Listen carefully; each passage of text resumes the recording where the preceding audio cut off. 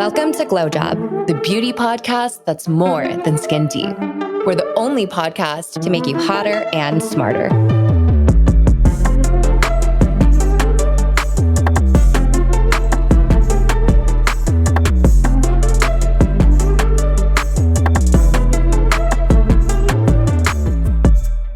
All right, so we are back for another chit chat. Hi, Sasa. Hey, Julia. And just so you guys know, we have a really special episode today. So of course, we're going to do our regular chit chat, breaking down all the biggest beauty news stories. But we're also going to end today's chat with a little AMA from you guys. Our first few stories today, they are all about the big B, aka billions. So let's kick it off first with Selena's rare beauty is now valued at $2.7 billion. All of this came from a new report by Fortune magazine, and they actually interviewed Selena at their Fortune's Most Powerful Women Summit just a couple of days ago, where they point blank asked her if they're ready to sell rare. And she was quoted at the summit saying that I am not ready. And this is funny because it runs contrary to a lot of reports that came earlier last year. You know, back in 2024, it was reported that Rare Beauty had retained investment bank Goldman Sachs, my former employer, and Raymond James to explore either an IPO or a sales process. And my thoughts here, this is all just conjecture. This is just my own personal opinion. But I think that they probably were trying to run a sales process.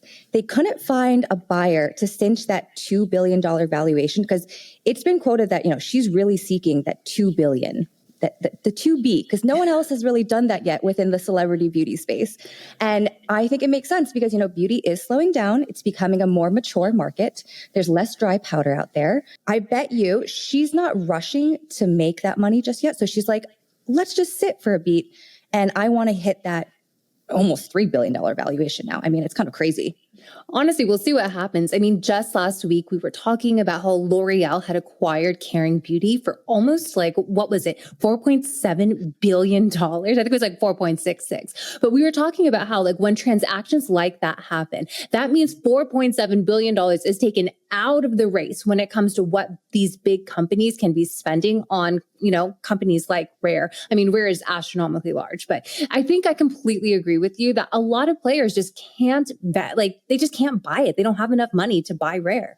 And next up in billion-dollar beauty news, LVMH is considering selling their stake in Fenty Beauty. So LVMH's incubator, Kendo Brands, which owns 50% of Fenty Beauty, they are exploring that sale of their ownership. Rihanna owns the other 50%, by the way. And so they're confidentially working with investment bank Evercore for this sale. And according to insiders, apparently Fenty Beauty generated about $450 million of net sales in 2024, which means that it comes to a valuation of somewhere between $1 to $2 billion. And that makes a lot of sense, right? Like when we were looking at what happened with Hailey Bieber when she sold Rhode over to e.l.f., she was able to get that $1 billion valuation, and they weren't doing as much in sales as Fenty is. So clearly Fenty can be expecting more, but they're kind of going to be in a similar position as Rare right now, right? Where like if they want to sell, they're clearly asking for a lot of money, and we'll just see like who is actually able to raise their hand, you know, when it comes to like, I have enough to spend on, you know, over $1 billion here. So we've been talking about Selena, Rihanna, Hailey. These are the three heavy hitters when it comes to celebrity brands within beauty, because they are all in that $1 billion club. They're kind of these anomalies, honestly, for celebrity brands. I mean, just a couple weeks ago, we were talking about all of the brands that recently had to close their doors. And it's not just celebrity brands. It's like beauty brands of all sizes. It's really interesting to see how like the larger players keep getting larger and larger and more successful. And it's getting especially hard for a lot of these indie brands to kind of now break through all of this noise. Which one of these three celebrity brands is your favorite? I gotta say Rare Beauty, 100%. What about you? I think, yeah, Rare, you know, actually, let me think about this a little bit more because there's something about Fenty that I think they do really well in terms of just branding and storytelling. But obviously, Selena is a queen at storytelling. I mean, Phoebe, our bestie, creative director at Rare, they also just like have such a tight brand image that I think just translates so well. Yeah, because when you think about it, like what makes you like a brand? For me, it's a number of things. One, it's the product and the quality and the performance of the product. Two, it's storytelling. Both Rare and Fenty do a really good job of marrying those two. I honestly cannot say the same about Rhode, though. I really just, the products just don't do it for me. You know, Jules, you know, one of my favorite things to do is to shit on Rhode. But I have to, it's the New York hater that comes out of me. But I will say, here's one thing I got to give her credit.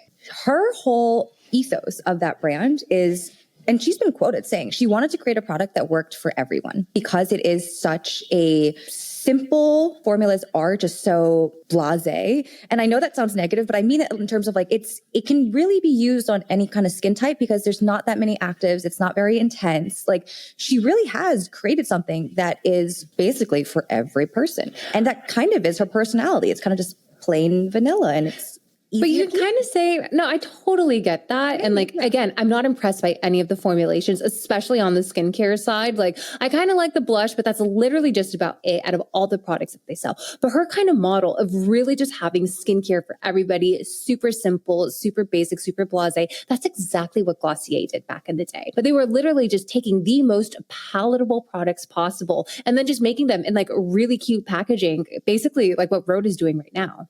Oh, for sure. But, you know, Emily Weiss, I think she did the original playbook, which was like media to beauty brand, you know, her blog, which became more of like an editorial place, content source. And then she launched the brand. She was like very much inside Cool Girl and then created, like you said, the Every Girl product, the tint. Remember those glossy? I mean, they still are around. Those tints. I remember everyone either loved them or hated them.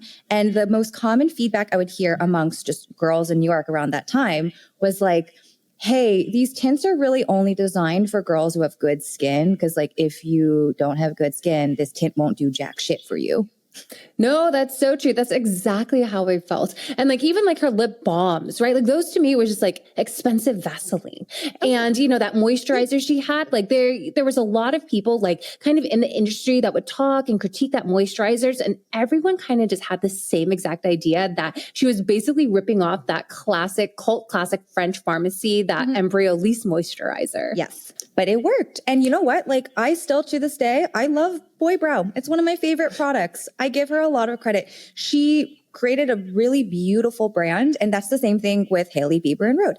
The branding is gorgeous. It's very simple. It's instead of millennial pink, it is this like Gen Z blue. Maybe I'm making things up, but perhaps that's it's like, like a bluish grayish, right? Yeah, grayish. Exactly. No, but you know, I do think that like Fenty as well as Rare, they also do a good job of making products that are for everybody, but they kind of do it in a way where like, this is specifically made for you, right? Like when Fenty came out with their 50 shades of foundation, 40 or 50, I can't remember, but it was a crazy amount of foundation. But when they came out with that many shades, they were saying like, this is literally for everybody. We made this with everybody's shade in mind. And it's less of like Hailey Bieber and Glossier's model of like, kind of like a one size fits all approach. You know what it reminds me of? It's like Brandy Melville. Do you know what I mean? Dude, Brandy Melville, oh my God. Yeah, but like, hey, everything in Brandy Melville is one size. I know. It's just like this one like kind of like beigey, simple, cool girl, clean girl aesthetic, right? It literally is just like that. It's kind of like, you know, this has to work for you. And if it doesn't work for you, sorry, don't shop here. Yep. So they are the Brandy Melville of beauty. That makes sense. I see it now. Next up in billion-dollar news, Sol de Janeiro is slated to reach $2 billion in global sales this year, and they appointed a new CMO. You know, it makes sense. They got to spend their money somewhere, but they just appointed Jordan Saxmart. I think I'm pronouncing that right. And he's basically their new chief marketing as well as digital officer. And Jordan's got a lot of experience in a ton of different industries, but most recently he was head of marketing at Sonos, but he's also been president of Dyson, but he does come with a ton of beauty experience. And he was at Coty and their luxury division for like 12 years. So Sol de Janeiro is part of the L'Occitane group, and they are reportedly going to hit $2 billion in global sales by the end of 2025. How crazy is that? You know, it's wild, but you know, again, we knew that this was coming. Just last week, we were reporting on Sephora and their top performing perfumes and fragrances. And I was honestly shocked that out of the top 20, Sol de Janeiro had 10 of those spots. I know, they're dominating it. It's insane. But, one of the things that I think we can kind of talk a little bit about is like their CEO, Hila Yang. She's definitely a leader who was like, a former beauty vet. We see a ton of that, those with like a lot of operational experience from Lancome, L'Oreal, Clinique, etc. But, she isn't really so much in the spotlight as we see a lot of these other founder-led brands. She is not necessarily the face of her brand, which I think is kind of cool. It's like, I feel like within beauty, because a lot of beauty, it is, it's a visual industry. Obviously, people want to associate a certain look or a face or a founder with it. And you and I were just chatting about this the other day. We were trying to think like, what are some big beauty brands that are popular right now that are not necessarily like founder facing, right? And this is one of them. The reason why I think founder-led brands have become so popular is because like brands today really cannot exist outside of social media. They have to be on Instagram. You have to be on TikTok. And a lot of times these founders are getting looped into all of this, content creation. And we've talked so much about this whole crazy parasocial relationship that tends to form when people are talking online, especially about their lives. I'm sure she probably loves being able to go to the grocery store without getting stopped. And I was just thinking of another skincare brand recently that because I was thinking about this. There's so many of these founder-led brands who are very much like on social media talking about their product all the time. And it makes you think like, wow, is this the only way you can run a beauty brand? But then I thought about Tatcha. And, Vicky Tsai, she wasn't exactly like posting social media pics of herself all the time, but like, damn, that girl did well. Yeah, it's so funny. I feel like people really didn't know too much about Vicky Tsai until after Tatcha became ginormous. And then we started seeing her a bit more. Like, I've seen her on a couple podcasts, doing a couple interviews here and there. And we still have more billion-dollar beauty news. But the next one is all about Kylie Cosmetics because they were just celebrating their 10th anniversary as a brand, which honestly makes me feel so old. I know. When I was doing that math, I was like, oh my gosh, they've been around that long. But she launched her brand in November of 2015. And it was a huge success thanks to, of course, her signature Kylie lip kits. And in 2019, Coty bought a 51% controlling stake of the company for $600 million, which brought its valuation at the time to $1.2 billion. And there definitely was a lot of controversy with that valuation because like Kylie, she was on the cover of Forbes as being like, America's youngest female billionaire, right? I think like that was a headline or something like that. But, a lot of people were kind of like saying that they were overvaluing themselves and the sales process and she wasn't technically a billionaire. That was like a huge story back then. Yeah, exactly. In 2020, Forbes came out with a piece where they alleged that Kylie and her team had overvalued themselves in the sales process, which, is kind of like a little bit bordering on fraudulent claims. Yeah, it's super freaking shady. Yeah, I know. Like without a doubt. And I mean, I don't know, other people that do this go to jail, right? But in Kylie Jenner, I think kind of like a slap on the wrist. It's like, dude, she's still worth hundreds of millions of dollars. I think she's okay. Because back in the day, Kylie was definitely more like influencer status and celebrity status, but she walked so all of them could run. Like I feel like everyone was kind of going after that Kylie Jenner blueprint afterwards. And in celebration of their 10-year anniversary, they hosted a pop-up event in WeHo right here in Los Angeles just last week. And I have a fun little story time for you here, Jules. Let's hear it. So, okay, I am dating again. You guys, I went through a big breakup over the summer. Now I'm back in the dating pool, which has been very interesting. First time dating in LA, because I only know New York dating. It's different. LA is a different beast when it comes to being single. I think that, New York is like fast paced and like kind of like sexy and fun, like a really, really spontaneous. But in LA, I'm sure, as you know by now, like there's no way to be spontaneous. It does, but also, I don't know. I kind of just treat, like everyone always tries to tell me like LA is going to just like, it's going to beat the, the spontaneity out of you. It's going to like beat the fast pacedness of your like drive or whatever out of you. Like, don't worry. Like you just watch and see, like you're going to become an LA person in no time. And I look at these people and I'm like, okay, sure. But like, you don't know me because the way I made friends, like even the way we met, it felt very New York to me. It was very spontaneous. I still like meet people that way.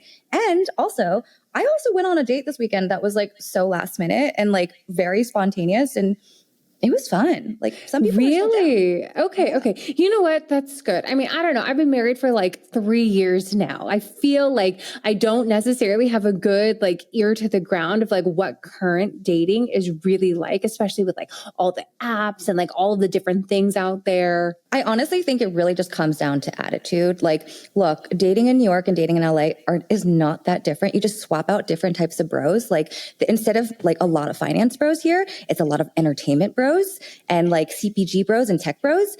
And not even that many tech bros, but like it's mostly CPG bros. But I digress. Anyway, so I went on a date with this guy and like we're talking and I asked him what he does. And he works for a creative agency. And I was like, okay, cool. He's like, creative director, blah, blah, blah. And then we're talking about beauty. And I'm like, that's when my ears perk up because I'm like, oh my gosh, I could talk about this forever. And lo and behold, he just did the pop-up for Kylie for this event. Ah, okay. Yeah. That's so cool. I know. And I like asked a bunch of questions. I was like, hey, like how much does it cost to produce a pop-up like this? Because I was really curious. And by the way, he shared with me that, they did the whole design of the pop-up. Like it was an empty space. They did like a full reno inside and they managed the ops of this pop-up. Like, and usually they like contract that out to a separate company, right? To like help with the, with inventory, with product, with packaging product and, giving it to the customers. But just guess, how much do you think would that cost for like a 1 week pop-up? I mean, so he's basically creating a museum, like like an entire like walk-through interactive immersive space. I saw the photos of this. It was insane. Whew. I don't know. I can't price these things. Just tell me. Okay. So he said that they priced it and I thought this was cheap. 1.2, because that's inclusive of build, ops, like, they're overseeing it for a week. And they did some really cool installations and stuff in there. Yeah, I mean, 1.2, that's a lot of money, but a week long. And like, also, I think just for the people like listening in, like when you think about like the scale and the magnitude of this kind of pop-up, like this was a big boy. This was not a little like rinky-dink pop-up, if that makes sense. But damn, that's a lot of money. It's a lot of money. But again, the fact that they also ran ops made me think they priced it pretty competitively. Yeah, it's fun when you get the inside scoop on these things. Oh, for sure. And honestly, like, I'm sure it's not like he was like squeezing them for anything, because I'm sure that there's a ton of like smaller brands, little startups, that want to get into like the events and entertainment space that would have done a Kylie Jenner event for free. You know what I mean? Just for the sake of getting press. I mean, he even shared that it's like they priced pretty competitively to win the bid. It's like, it's a big for sure. Yeah. What she was really just going for at this pop-up in general, like the whole vibe was just like honing in on nostalgia.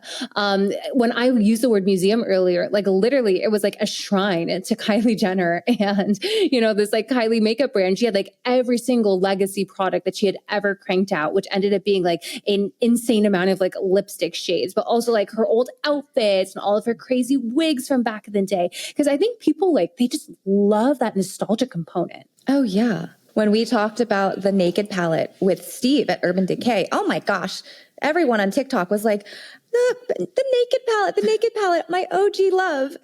Which I get. Yeah, no, I totally get. Like the hype was real. But like even like the name of the pop-up, like the King Kylie thing, like that being the name of the campaign, like that's what she used to call herself like back in 2015, 2016 when with her like teal wigs and when she was dating Tyga. Next up in billion-dollar news, this one's a little bit morbid, you guys. But basically, the son of the late billionaire founder of fast fashion brand Mango, he is now the suspect in his father's death. When I saw this headline, I honestly thought it was fake because it was just so absurd to me. But, back in December, Isaac Andick, the founder of like this behemoth fast fashion company, Mango, he died while he was hiking with his son in Spain. So like, according to the BBC, this 71-year-old billionaire businessman slipped and fell. He fell like 500 feet off of a cliff. And, initially all of the police just kind of ruled his death an accident.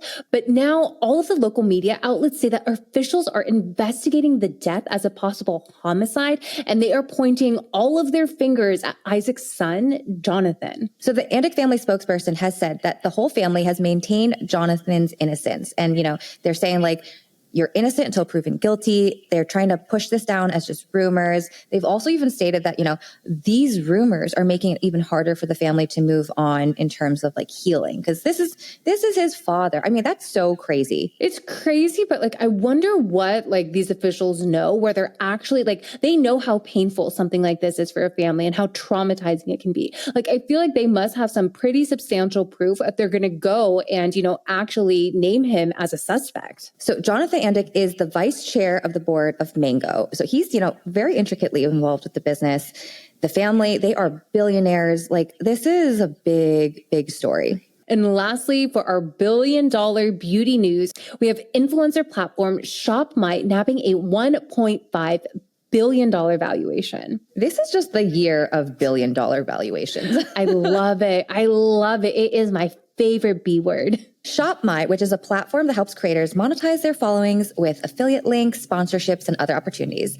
They have raised $70 million recently at a $1.5 billion valuation. And so this was led by an investment management firm, Avenir, and the round also attracted several really high-profile investors, including influencers like Sophia Richie-Grange and Ami Song. So clearly everyone kind of wants a piece of this action. And this is ShopMy's third investment in under 2 years.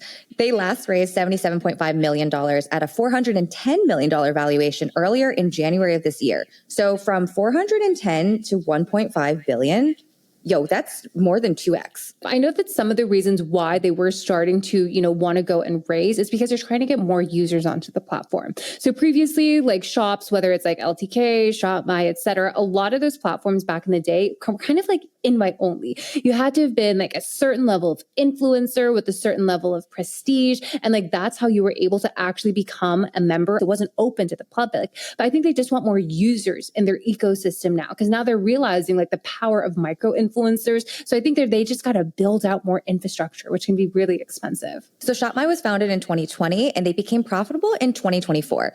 And now they are the biggest competitor to LTK, which started almost a decade ago. Again, feels like we're dating ourselves. I can't believe that was that long ago. But LTK was the one who pioneered all of these monetization strategies that are used by influencers today.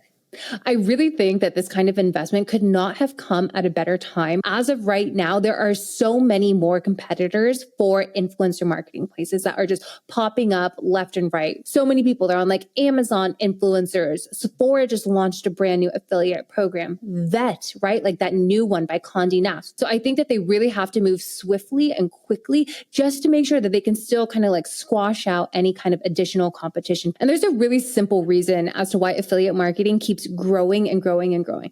So in today's brands and kind of like their marketing strategies, every single organization now has like a budget for influencer costs and influencer spending. But the thing is like when you pay someone to go and make you a video and like promote your product, you cannot necessarily like guarantee the success of that video. A lot of times, like you're basically gambling. So when you're giving people access to things like affiliate codes and affiliate shopping, you can literally track all of this and you can get a lot more data and analytics to like whose videos are actually performing well. And I mean, what brand doesn't like data? Data you can point to, you can be like, this works, this doesn't, easy, black and white. There's no gray area. Oh yeah. Like in my job all the time, like whenever I get pitches from all of these influencers, asking for money, it's kind of hard to justify. And our last story for today, not billion-dollar news, but can have a big impact on a brand. Neutrogena's face wipes were just recalled. What in the heck? Honestly, I hate this product so much. It's not that I was glad to see it, but I definitely sent it to my mom and like read this immediately because she loves them. She's like, they're so convenient. They're so great. Yes. And I tell her all the time, like face wipes are really not the best way to clean your face. But regardless, so earlier this week, Neutrogena had to call these wipes over like a potential bacteria contamination. It is important to note that when they did recall it, it's a voluntary recall, right? So I think that is a lot different than a mandatory recall. Because like the company is just like, there's a hint of something might be wrong. There might be some bacterial contamination. So we are deciding to remove it. Like no one is forcing us to remove these products from shelves. I mean, better to be safe than sorry. But if there's even an iota of a chance of this kind of stuff, I'm like, no go, tossing that shit. I'm sure their PR team, every time they're asked, they say voluntary recall, voluntary, right? Like really just making sure. But just so you guys know, because we do want all of our listeners to be like super safe and super cognizant, we are going to let you know exactly where this happened and exactly how to figure out if you have contaminated or potentially contaminated wipes. So I'll just go over the states affected. As of right now, it's going to be Florida, Georgia, South Carolina, and Texas. And this is all according to the FDA. And to confirm whether the product you have is one of the affected batches, you can check the lot number, which is on the back of the individual pouch. And you can look for a number in a light gray font, and it is lot number 1835U6325A.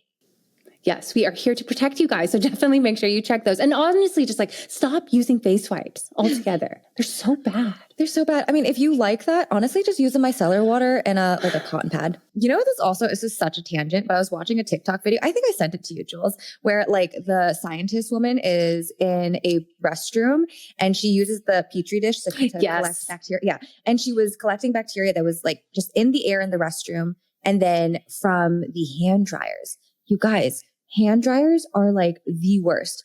I know it's not sustainable, but like it's way cleaner to use paper towels than a hand dryer in a restroom. It's just insane. It was gnarly, the video. No, I love those videos. Like they're so satisfying. But honestly, sometimes like I wish I didn't watch them because like it literally just gives me like, the heebie-jeebies. That's the perfect word for it.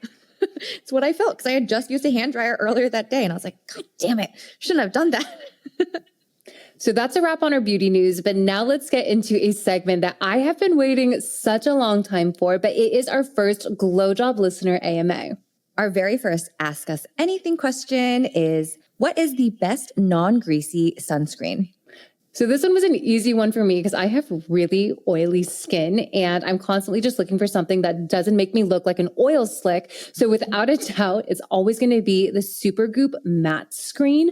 It's really nice. You're going to look nice and matte afterwards. It's a tiny bit tinted, if that's fair to say, but I recommend it to a lot of men in my lives. I feel like men also kind of really fear and lean away from anything that makes them look glossy or glowy. So the Supergoop one. So my choice would have to be the Beauty of Joseon Relief Sun Rice and Probiotics, aka their OG sunscreen. Like similar to what Julia just said, this is a sunscreen I recommend to men and women because it's got a nice moisturizing feel to it, but it's not glowy. And no man wants to be glowy, which is why a lot of guys like it. Yeah. But I like it because it feels like lotion and it sits really nicely on the skin. Not greasy at all. It's a great formula. Very elegant. Next up is, how do you guys balance your work and then the podcast? Okay. So the way that I personally manage this is I have a very maniacal calendar. It's a little psycho looking, but it allows me to like alleviate some of this space in my brain because I like honestly always have a million things going on between day job, personal life, glow job, our after hours job. It's not easy. And I'm not even going to pretend like this is like a walk in the park for me at least, but I just like put out different blocks on my calendar. Like, okay, this morning before work, I'm going to send out these emails. After work, I block out another 1 to 2, sometimes 3 hours. I break it up by having dinner or cooking dinner. And then weekends, honestly, like weekends are GlowJob weekends, but it helps that I love it. So it's not like that much of a strain, And honestly, same. Like the way that I do it is strictly by time blocking. My husband, he once had kind of like a career coach that would kind of give the best advice of like, how do you get a lot of shit done when you don't have enough time? And the best way to do it is to literally make time on your calendar. And so like, even if it's things like, yes, there's GlowJob, yes, there's work, life, all of these things, even when we try and do like content creation, right? For like growing our own personal brands, because we use those Instagram accounts to promote GlowJob, but literally with just time on the calendar and really just making sure that you can just focus and do nothing else. And, it's not easy. And I think people ask us this all the time. And I feel like we're kind of like ducks, right? Like ducks that looks like super placid up top. They're just like floating on the water, having a good time, but underneath the water, Our tiny legs are kicking so fast. Exactly. But you know what's one other thing I want to say is that I think oftentimes people are like, oh my gosh, I don't have enough time to do this.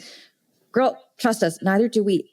But I feel very strongly about this, that we all live very busy lives, but for the things or people that you really care about, you can always carve out and make time. And like, I think about my own personal schedule, like I just don't watch TV after work. You know, I'm not like perusing on the internet as much.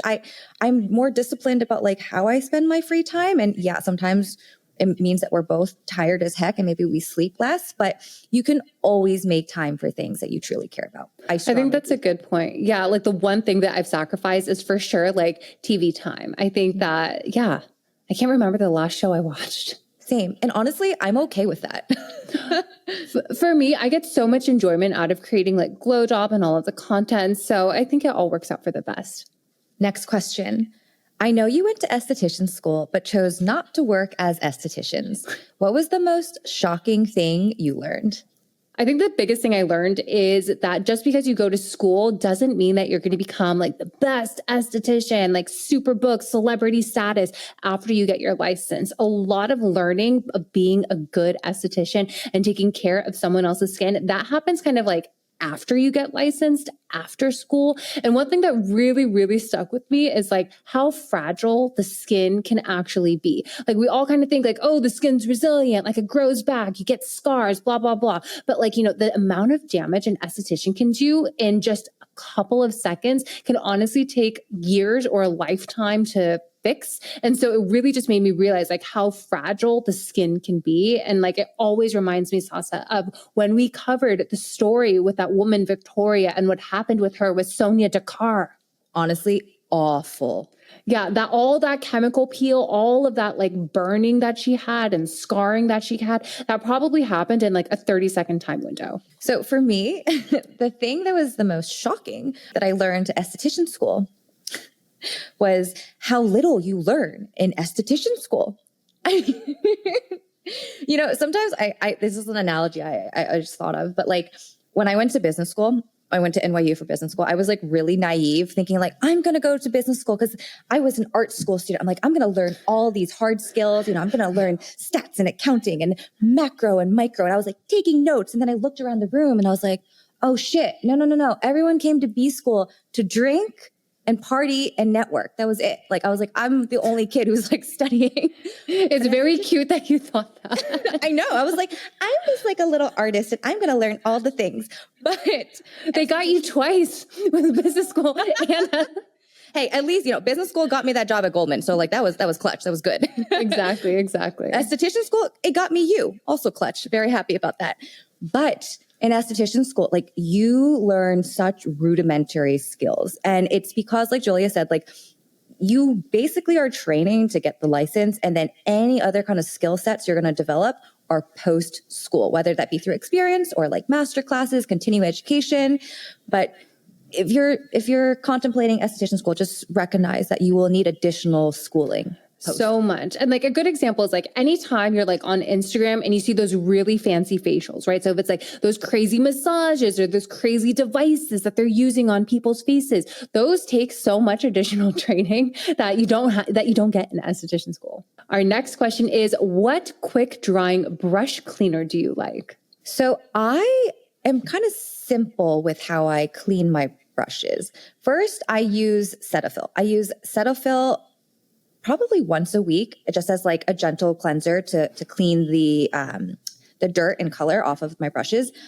And then I use Quartz every 3 to 4 months, kind of like quarterly basically. And I use it in a spray bottle to disinfect my brushes. And okay, this is one thing that we did learn in esthetician school. There is a difference between cleaning and disinfecting. Like cleaning will get off dirt and grime, like things that are visible to the human eye. Disinfecting is how you kill bacteria, fungi, viruses, etc. So you don't need to disinfect all the time, but you should clean very frequently. And so I alternate between the two.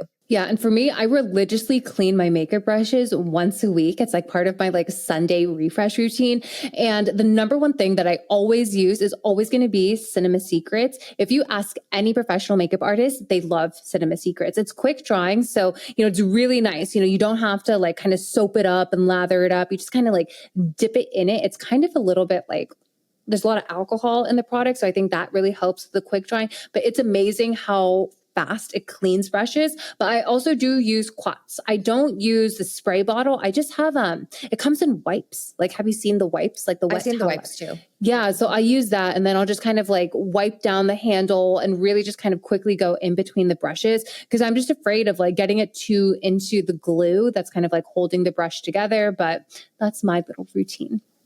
So that's actually why I use the spray bottle, because I didn't want to have to like dip the brush into the quack to like damage that glue. So, but I see what you mean. Like the wipe can get a little like more in those crevices, but both are good. What's one piece of advice you would give to a little girl growing up in this day and age?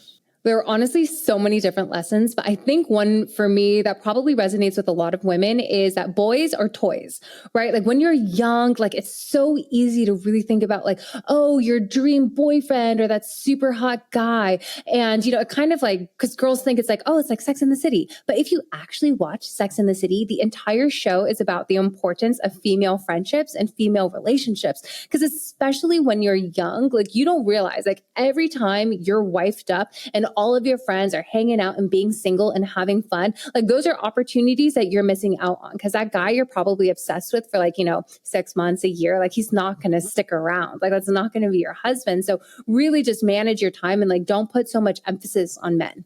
That is such a good point, Jules. One of my really close friends, she is in her late 30s. She's a mother. She's, been a working professional, and like, she's married. They have a beautiful marriage. But she would always tell me, like after she got married, she was like, Sas, go on all those girlfriend trips now. She's like, keep doing those girlfriend trips. She's like, it gets harder once you got a kid in the mix, you got a husband in the mix, you got to take care of and, hang out with. But she would just say, it's like, as you grow older, we all move apart. We have other priorities in our lives, but the people that you end up leaning on besides family are your girlfriends. Absolutely. And like when you do go on those girls trips, like let's say instead of going on like girls trips when you're young, you're going on trips with your boyfriend, right? Your ex-boyfriend now, because you guys broke up. Like would you rather have to like throw away all of your like hot bikini beach pics because you're like with some dude, or rather keep all your pics you're with your gorgeous girlfriends, right? Like that's Exactly. So much better. I know. So my piece of advice I would give to a young girl, I don't think a young girl would really resonate with this at this point in their life, but like it'll hit them when they get older. And it's the importance of being financially independent. It's something my mom used to say to me all the time as a kid. And I'd be like, Mom, I'm 7. Like, why are you saying this to me? I don't get it. But the older I grew, it's kind of similar to what you were saying, Jules. Like, I think a lot of people fixate on the idea. It's like, the man will save me. Like if I have the boyfriend, he'll take care of me. Like I'll have the husband, like it's going to be fine. It's going to be the Band-Aid. No, not everything goes the way we hoped or planned. And most of the time the guy you're with is not the one. And being financially independent gives you the freedom to make choices on your own, not because you are tied to someone else and you feel like I have to do this, otherwise I'm screwed. And so like, for myself, like I found a lot of freedom in terms of being like able to take care of myself on my own 2 feet, like not having to be dependent on a man or family or anything. Like it gives you a lot of freedom and flexibility. And that is so, so powerful.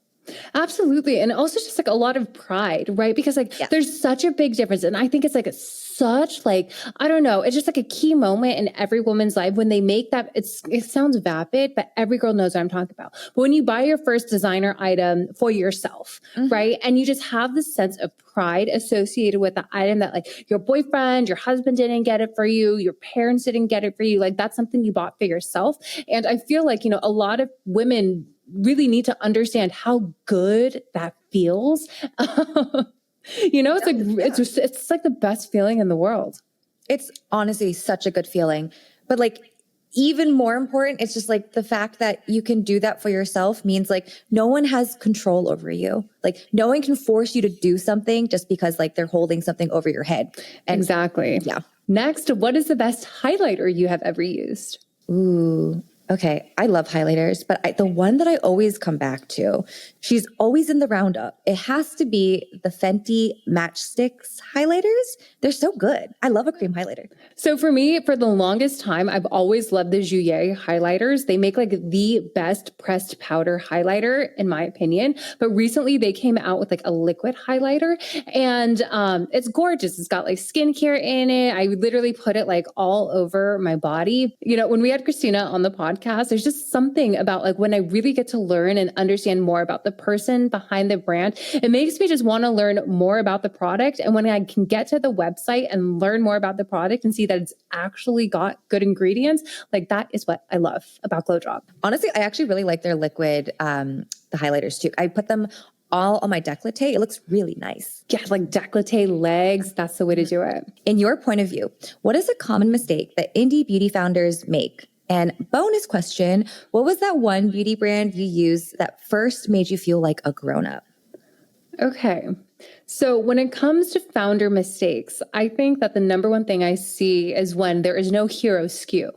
And if you guys are newer to beauty and don't know what a hero SKU is like basically every single company out there, they tend to have like one product that is like what they are best known for, right? It's one of their best sellers. And a lot of times founders will kind of call it like their gateway drug. Someone will buy that product, be so obsessed with it, and then they'll want to go and try other products. They'll always repurchase the products, etc. So hero SKUs are super, super important and just like fundamental to the success of a brand. And a lot of times, like young founders or early founders, they kind of have this like shotgun approach where they'll just like throw spaghetti at the wall, throw a ton of new products at the wall and kind of like try and see what sticks. But I think it performs a lot better when a brand starts off a little bit slower. They have like one key product that they can truly stand behind, and that kind of shapes the rest of their brand and how they can get followers and repeat customers, all that good stuff. The second part of the question, honestly, for me, it was anything made by MAC. When I was like, yeah, also throwback. But when I was younger, it was just like something for me about like that black packaging that felt really sexy. What I think is one of the biggest mistakes that indie beauty founders make would have to be that they build a brand before they actually build a business. And so like what I mean by that is like you're pouring all your time, energy, and money into like the aesthetics, which is very important, right? Storytelling and visuals are so key in beauty. But then they oftentimes will skip like the not so fun, not so like sexy parts of beauty, which is like unit economics, like understanding their margins, understanding the cost of goods, understanding their retail markups before they actually price the product.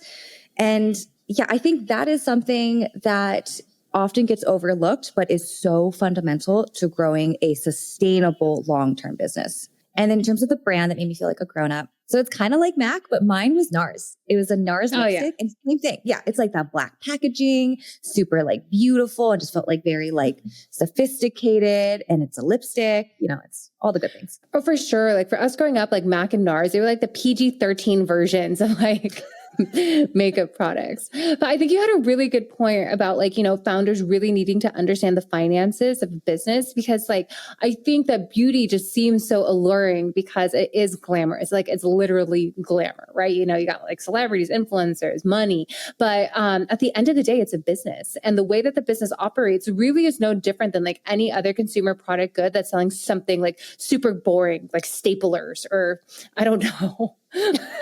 I'm sitting at a desk.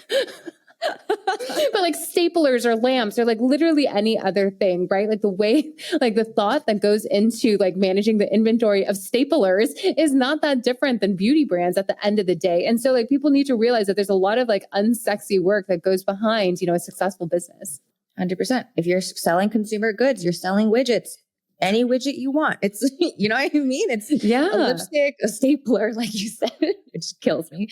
But yeah, it's not sexy. It's not fun, but actually, no, I take that back. It can be fun. You know what, you guys? Math is fun. I think it's really cool.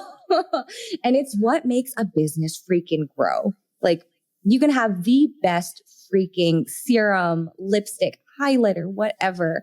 But if you're not pricing shit right, you're going to go bust. Next, what do you think of microneedling? I think microneedling is good, but not necessary. And it's really dependent on how old you are, what your skin conditions are. But if you are in your 30s, it's definitely something you should consider and put into your wheelhouse. So I just got microneedling done a couple months ago. I went to Skin Spirit, and we're actually having the CEO of Skin Spirit on in a couple of weeks, which I'm so excited about. But I had the procedure. I honestly really loved it. However, it was very painful and the downtime was really awful. I looked like a tomato for about my face is literally the color of my lips. But I was sending you pictures every day. I know. It wasn't that bad. It was not that red, but you were red the first day for sure. You can't go out right after. I looked so awful. It was not fun. Oh my God. But yeah, again, I am in my 30s, I'm approaching my mid 30s next year. So it is an appropriate time for somebody my age to do microneedling. And our last question, I just turned 30. What should my skincare routine be? What are the musts? Okay. Well, congratulations on entering your best decade yet. Your 30s are going to be amazing. But I think it's hard to give this recommendation really because it's all super dependent on your skin type. If you're oily, dry, what ethnicity are you, right? What Fitzpatrick scale are you? But at least for me in my 30s, I am Asian. I have an oily skin type and I am sensitive. So the most important things in my skincare routine are, gentle chemical exfoliants, 100%. I love a good growth factor serum. As someone with sensitive skin, I really can't tolerate a retinol or anything too intense, if that makes sense. And sunscreen, of course, every single day. I echo everything that Julia said, but my skin is a little bit different. So also in my 30s, early 30s, I have normal skin type, also East Asian. For me, I think the must-haves at this age, obviously SPF. You got to moisturize day and night. And I also think this is not a bad time to invest in an eye cream and a nighttime lip balm, because as we age, we also lose moisture.